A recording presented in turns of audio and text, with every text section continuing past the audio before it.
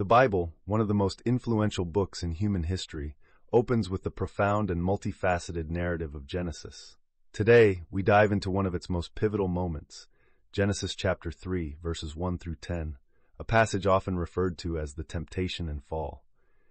This story is more than just ancient text. It's an exploration of human nature, temptation, and choices, themes that are as relevant today as they were millennia ago. In the vast and verdant Garden of Eden, everything was perfect. Imagine a paradise where every need is met and harmony reigns supreme. Yet lurking within this utopia was the serpent, a creature more cunning than any other beast of the field that the Lord God had made. Now the serpent approached Eve with a simple yet profound question. Did God really say, "You shall not eat of any tree in the garden"? Notice how this question subtly distorts God's command. It's not an outright lie, but a misleading twist.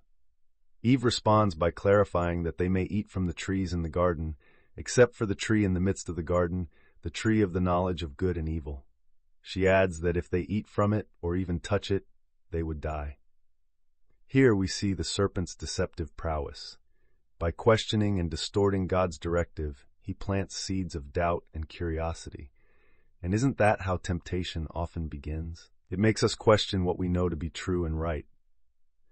Seizing this moment of doubt, the serpent retorts, "You will not surely die, for God knows that when you eat of it your eyes will be opened, and you will be like God, knowing good and evil."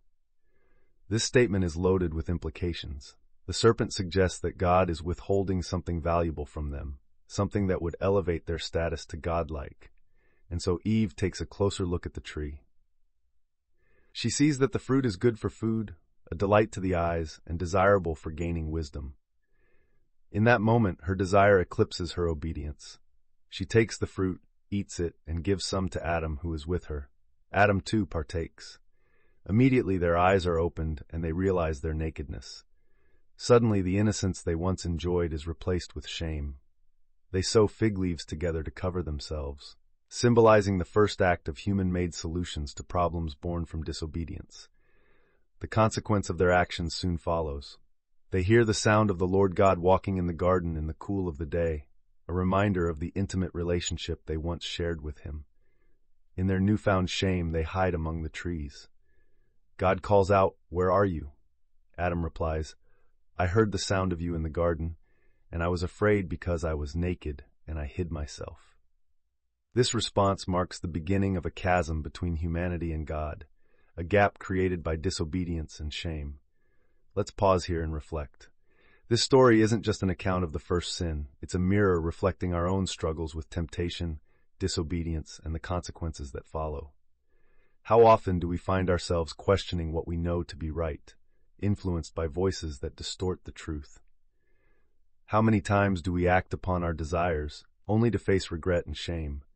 And yet, in these moments of introspection, we find the essence of our human experience. If you've ever wrestled with these kinds of questions or found yourself in a situation where doing the right thing seemed clouded by desire and doubt, drop a comment below. Let's start a conversation. How do you navigate through your own temptations? What helps you return to a path you believe is right? This passage, Genesis 3:1-10, sets the stage for the entire biblical narrative, encapsulating the essence of human fallibility and the resulting need for redemption. It's a story that challenges us to think deeply about our own lives, our choices, and the subtle ways in which temptation sees us. Next time, we'll delve further into the repercussions of Adam and Eve's actions and explore God's response to their disobedience. How does this ancient tale evolve into a cornerstone for understanding humanity's need for grace? Stay tuned as we continue to unravel the wisdom and timeless lessons from the book of Genesis. Until next time, I'm the Great Oracle, making the profound wisdom of the Bible accessible and engaging for everyone. Don't forget to subscribe and hit that bell icon so you don't miss the next episode. Thank you for watching, and may you find wisdom and inspiration in every story we explore together.